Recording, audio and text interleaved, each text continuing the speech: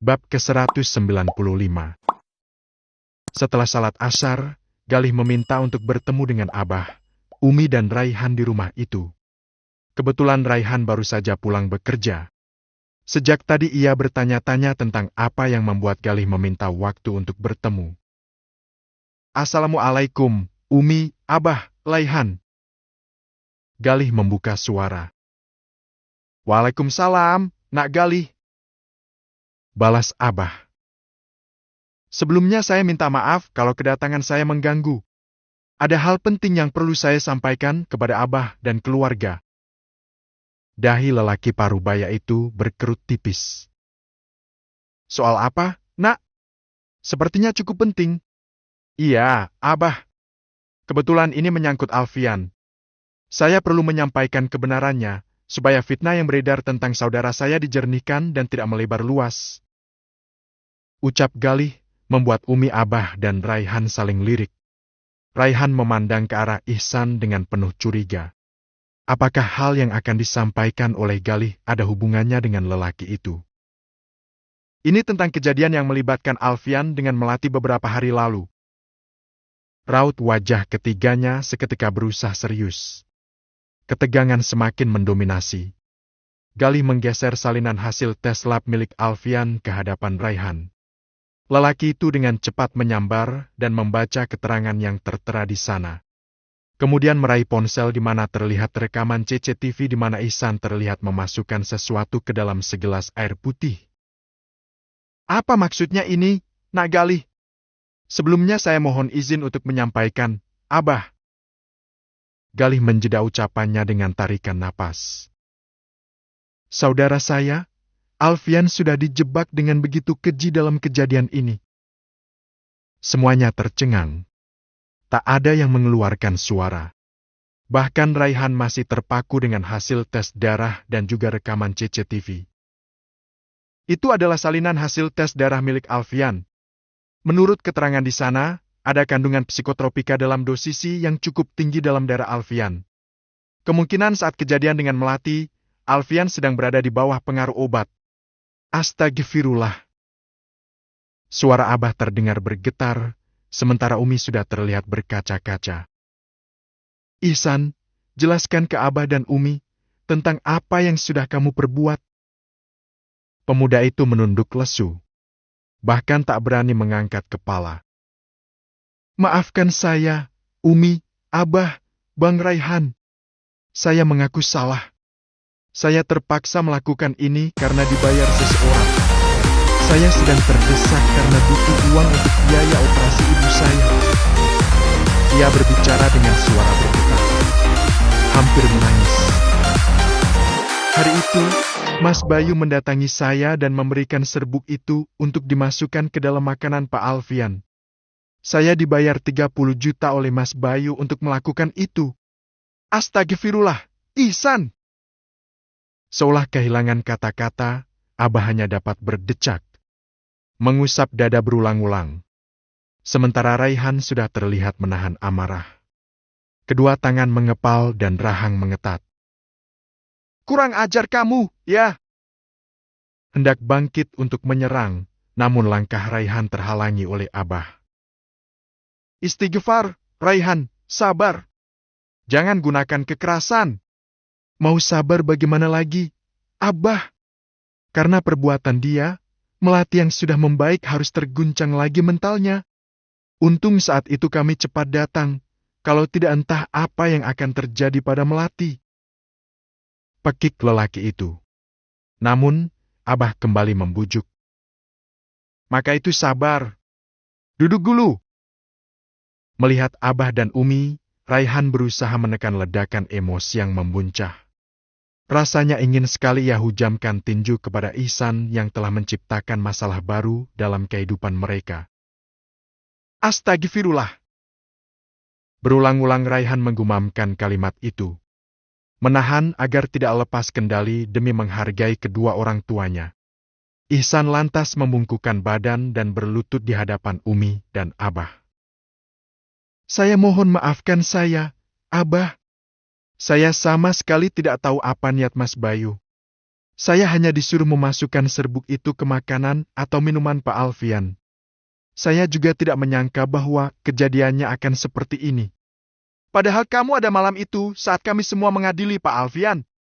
Kamu ada saat kami semua mendesak Pak Alfian untuk bertanggung jawab.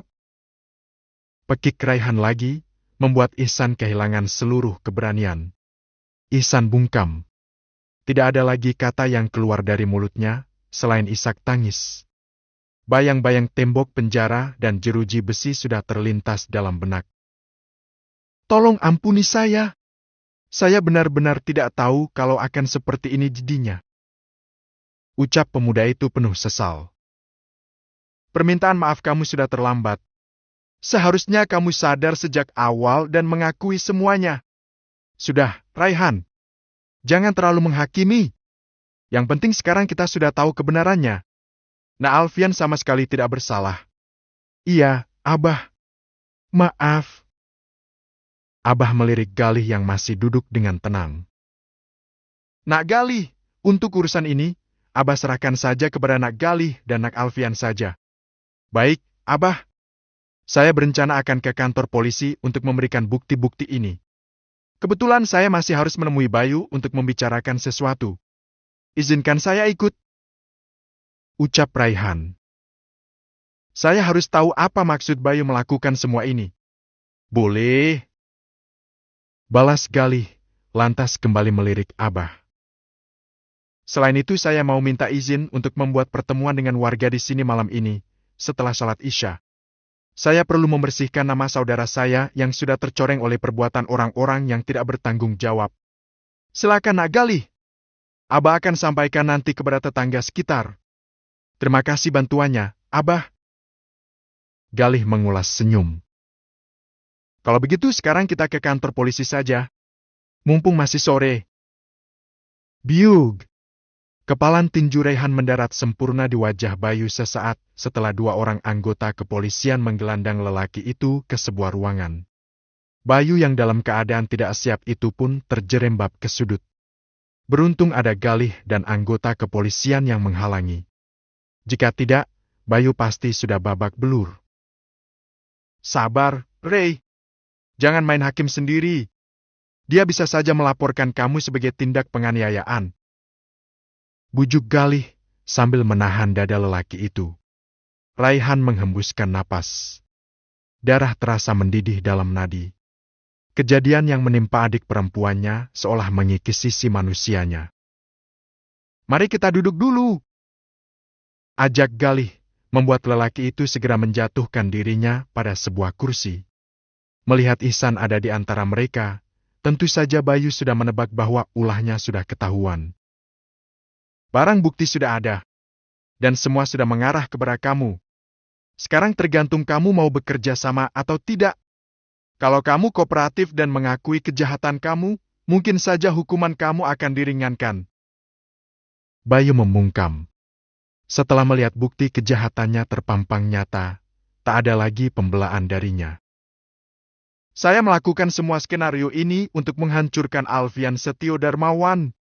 Karena dia saya harus mendekam di dalam penjara dan membuat ibu saya sakit dan akhirnya meninggal. Astagfirullah. Jangan lupa, kamu dipenjara karena kesalahan kamu sendiri. Masih ingat saat kamu berusaha melecehkan Aileen? Kamu seharusnya merasa beruntung karena kebaikan ibu kamu kepada Aileen. Akhirnya Alfian memutuskan untuk tidak memperpanjang masalahnya sehingga kamu bisa bebas lebih cepat. Jelas Galih panjang lebar. Sepasang mata Bayu terpejam. Sorot matanya nanar. Sementara Raihan masih menatapnya datar. Apa kamu memang sengaja melakukan ini untuk menjebak adik saya? Bayu melirik Raihan, kemudian terkekeh. Adik kamu yang sakit mental itu? Jangan kurang ajar kamu! Raihan hampir kehilangan kesabaran mendengar ucapan Bayu. Namun, ia harus kembali menekan amarah. Saya tidak ada urusan dengan adik kamu. Yang jadi target saya hanya Alfian Setio Darmawan. Salah adik kamu sendiri, kenapa tiba-tiba ada di tengah rencana saya dan mengacaukan segalanya? Bayu mendengkus marah. Ingatannya tertuju pada malam ia ingin menjebak Alfian. Ia bahkan sudah menyiapkan seorang wanita bayaran sebagai umpan untuk menjebak Alfian. Sayangnya, Melati ada di sana dan mengacaukan segala rencana yang sudah tersusun rapi. Seandainya Melati tidak muncul, rencana saya untuk menghancurkan Alfian pasti sudah terwujud. Tapi sayangnya si bodoh Raihan ini malah meminta Alfian menikahi Melati, padahal target saya adalah Alfian di penjara dan keluarganya hancur. Kali ini Gali yang seolah diuji kesabarannya. Namun, ia tidak ingin bertindak gegabah. Tujuannya sekarang hanya membongkar kejahatan Bayu dan membersihkan nama Alfian. Lelaki itu lantas menepuk bahu Raihan. Kamu memang biadab. Raihan kembali bangkit. Namun, secepat kilat ditahan oleh Galih. Sabar, Ray. Yang penting sekarang kita sudah tahu yang sebenarnya. Alfian dan Melati hanya korban.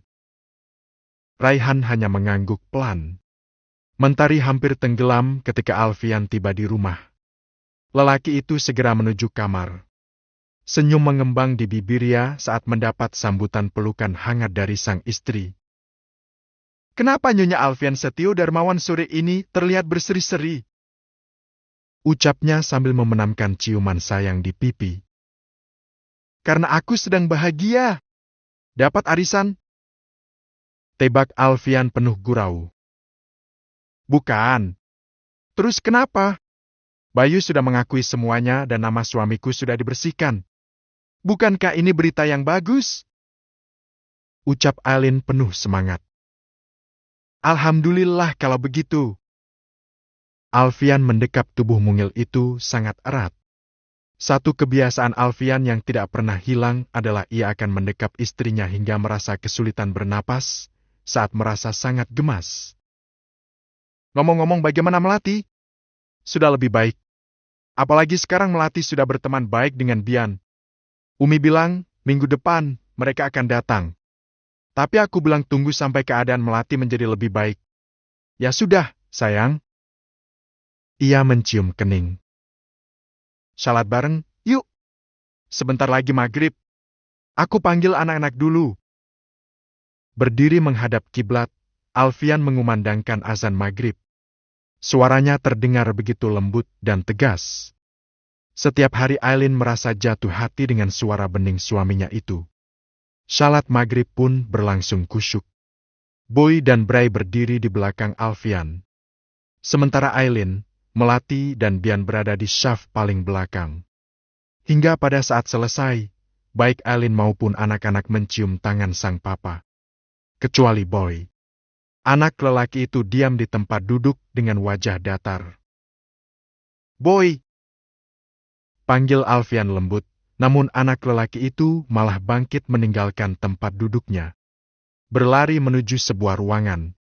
Beberapa hari belakangan ini, Boy selalu menghabiskan waktunya di ruangan itu untuk menyendiri. Biar aku susul saja. Aileen hendak bangkit untuk menyusul putranya, namun dihalangi oleh Alfian. Biar aku saja, ucap Alfian, yang kemudian beranjak menuju sebuah kamar. Membuka pintu perlahan, ia menelusupkan kepala. Di sudut ruangan tampak Boy sedang duduk di lantai. Membuat Alfian segera mendekat dan duduk di sisi putra sulungnya itu. Masih marah sama papa, ya? Alfian membuka suara. Namun, Boy masih terdiam dengan duduk memeluk lutut. Ia bahkan enggan menatap sang papa. Melihat reaksi putranya, Alfian mengulas senyum tipis. Sebelah tangannya mengulur mengusap helai rambut. Boy, dosa besar bagi seorang laki-laki adalah ketika dia tidak bertanggung jawab untuk kesalahan dan dosa yang dia lakukan. Tak ada sahutan. Ia masih diam. Papa pernah melakukan dosa besar terhadap Mama di masa lalu, dan bertanggung jawab adalah sebuah kewajiban. Masih acuh tak acuh. Terkesan gan mendengar apapun dari Papa. Sebutan anak haram yang dilayangkan Bayu benar-benar melukai hatinya lebih dari apapun. Alfian dapat melihat kesedihan yang membalut wajah anak lelakinya. Sebuah bingkai foto ia raih dari atas meja, lalu menatapnya dalam-dalam. Sebuah foto yang diambil di hari kelahiran Boy 10 tahun lalu, di mana tubuh kecilnya yang lemah sedang bersandar di dada sang papa untuk pertama kali. Papa minta maaf kalau membuat kamu sedih. Papa juga sedih. Mama, Bian dan Bray pasti ikut sedih. Tapi, kamu tetap akan jadi anak kebanggaan papa. Bola mata anak lelaki itu mulai berkilat oleh cairan bening. Sebisa mungkin ia tahan agar tidak meleleh di pipi. Foto ini diambil di hari kelahiran kamu. Pertama kalinya papa gendong kamu. Ia mulai melirik, meskipun kembali membuang muka.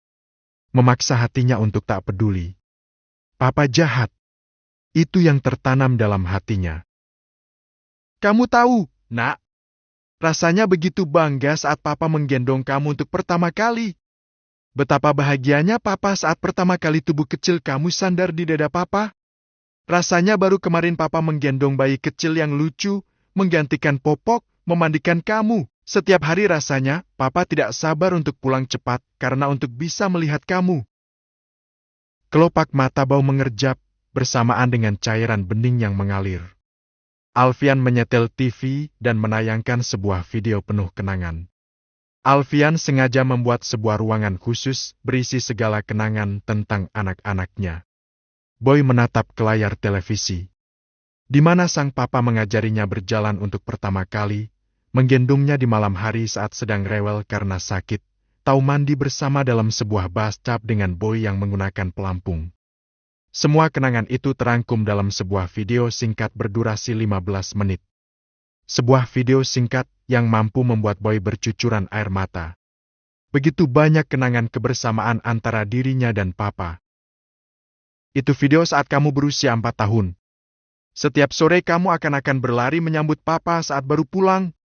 Bawa stetoskop mainan untuk periksa apa papa sehat atau tidak. Boy semakin terisak-isak. Setiap ucapan papa membuat hatinya tersayat. Papa minta maaf kalau sudah membuat kamu kecewa. Tapi, meskipun begitu, bagi papa kamu adalah hadiah dari Allah yang berharga. Dan di dalam setiap doa papa, selalu terselip nama kamu. Papa bangga memiliki kamu dan dia tidak pernah menyesali kelahiran kamu. Tak tahan, Boy membenamkan diri dalam pelukan sang papa. Isak tangisnya memenuhi ruangan. Alfian mendekap tubuh kecil itu. Mencium puncak kepala dan mengusap punggung. Maafin Boy. Pa, Boy sayang papa.